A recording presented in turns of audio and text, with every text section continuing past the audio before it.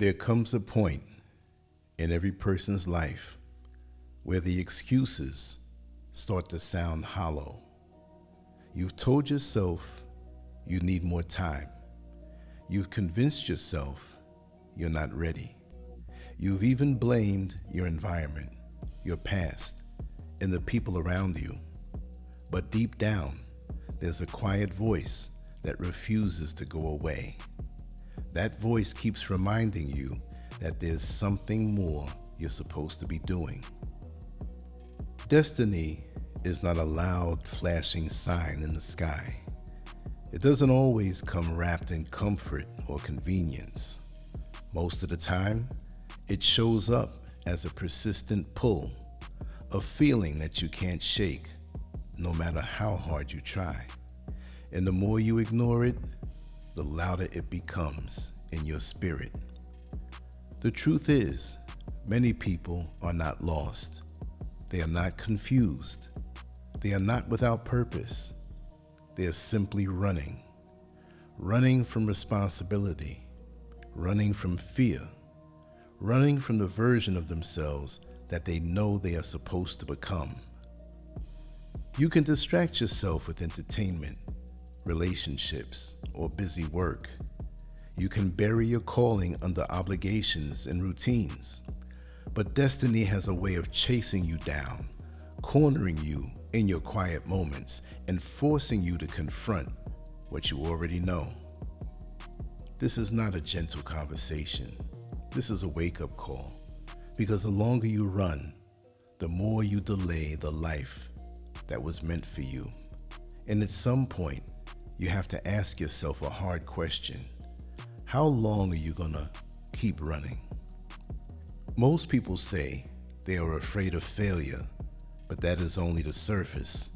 The deeper truth is that success comes with weight. When you step into your destiny, you are no longer just living for yourself. You become someone others look to for guidance, strength, and direction. That kind of responsibility can feel heavy. It demands discipline.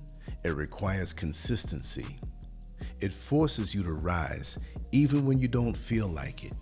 So instead of stepping up, many people shrink back and choose a smaller life where less is expected of them. Avoiding responsibility feels like freedom in the moment, but it is actually a quiet form of self-betrayal. Because every time you turn away from what you're called to do, you are denying not only yourself, but also the people who are meant to benefit from your existence. There are people walking around with powerful gifts who still see themselves as small.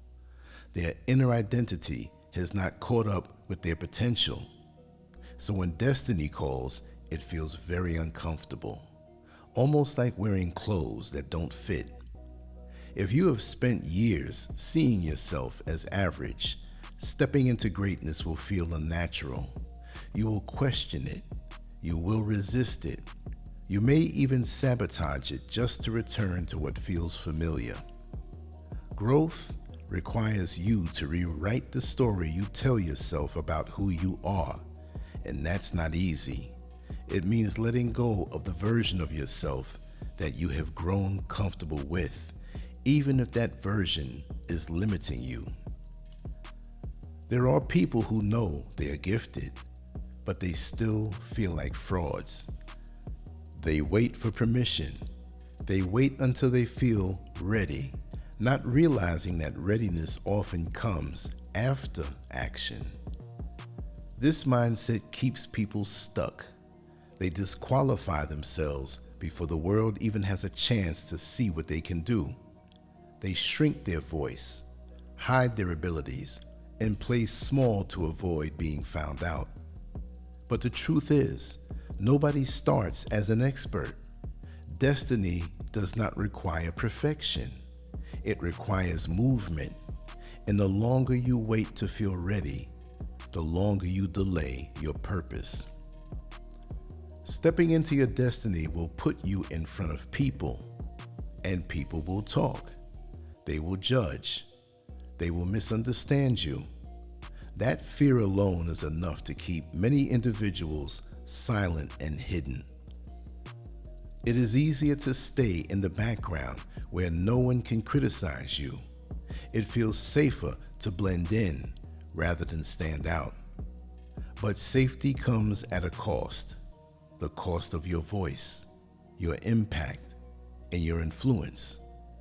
You have to decide what matters more, the opinions of others or the calling on your life, because you cannot fully have both. Visibility is the price of purpose. People will stay in situations that drain them simply because it is what they know. They will choose a life that frustrates them over a life that challenges them just because it feels predictable. Pain that is familiar becomes comfortable. You learn how to manage it. You build your life around it. But destiny does not live in comfort. It lives in growth, change, and uncertainty. To step into your calling, you have to be willing to leave behind what feels safe. And that is where many people stop. Not because they can't move forward, but because they are too attached to what they already know. Many people are not just running, they are reacting. Their past experiences have shaped how they see themselves and what they believe they are capable of doing. If you were criticized, rejected, or shut down in the past, you may associate your gifts with pain. So even when opportunity presents itself, your mind tells you to stay small to avoid risk. Healing is not optional if you want to fulfill your destiny.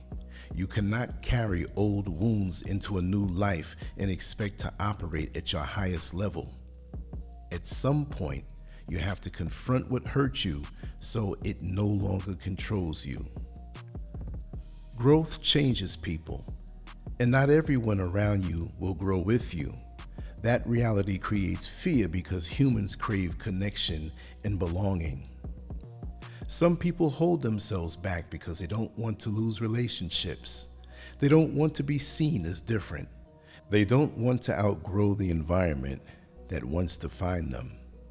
But destiny often requires separation, not always physically, but mentally and spiritually. You have to be willing to become who you were meant to be, even if it makes others uncomfortable. Perfectionism looks productive, but it is often just fear in disguise.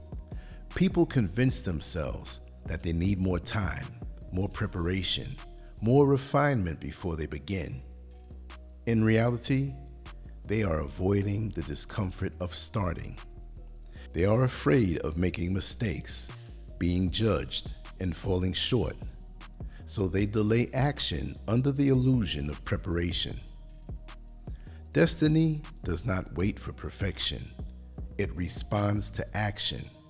Progress is built through movement, not overthinking. And the longer you wait, the further you drift from your purpose. Many people claim they don't know their purpose, but if they are honest, there are signs everywhere. There are things they are naturally drawn to. There are talents that come easy. There are passions that keep resurfacing. The problem is not always a lack of clarity. It is a lack of trust. People dismiss what comes naturally to them because it feels too simple or too uncertain. Destiny is often revealed in patterns. It shows up repeatedly until you either accept it or continue to ignore it. And ignoring it does not make it go away. The deepest reason people run from their destiny is because it requires transformation. It demands that you become someone different. And that can feel like losing yourself. You have to let go of old habits, old beliefs, and old identities. That process is uncomfortable, and many people resist it. So they sabotage opportunities. They procrastinate. They create obstacles, not because they're incapable, but because they're afraid of what they will have to become in order to succeed. You cannot step into a new life while holding on to your old self. At some point, something has to change. The truth is simple, even if it is hard to accept. You already know what you're supposed to do. It may not be fully clear, but you have felt it. You have seen glimpses of it. You have imagined it. Running will not erase it. Avoiding it will not silence it. Ignoring it will not destroy it. Destiny is patient, but it is also persistent. Every day you delay is a day you spend out of alignment with your true self, and that creates a quiet frustration that no amount of distraction can fix. You have to make a decision.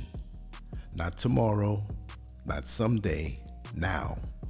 Are you going to keep running, or are you going to turn around and face what has been chasing you all along? Because in the end, you don't escape your destiny, you only delay it. And the longer you wait, the more it demands from you when you finally answer the call. Let me tell you something.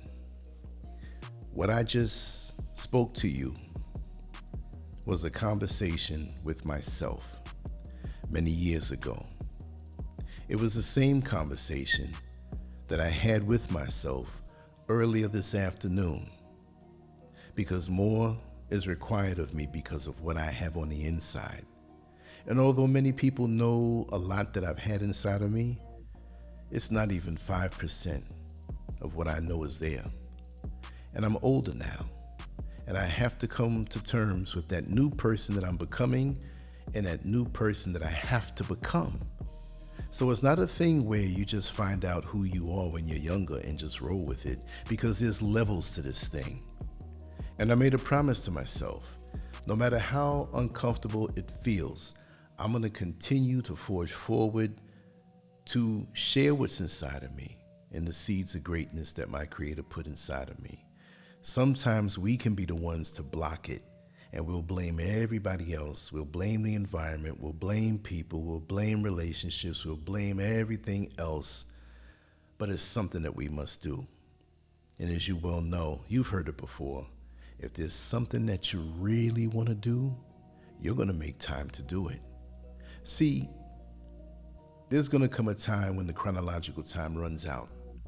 And how would you feel at the point of transition when there's so much that you should have done, that you were supposed to do, and you didn't do it at all?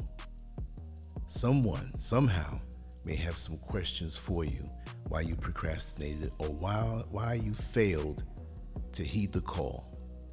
For me, I'm gonna let it all hang out. I'm not looking back.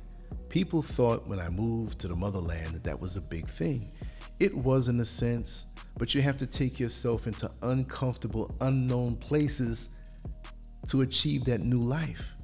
And I did that, and I'm enjoying it. And it jump-started me to go even further. While it may or may not require another leaving one country to another, I don't ban it. But what it taught me is that let me push forward with the other things that I have inside of me and share it with the world for those who need it and can use it. That's our purpose, to uplift each other with the gifts and seeds of greatness that we have inside of us. And who am I to stop it?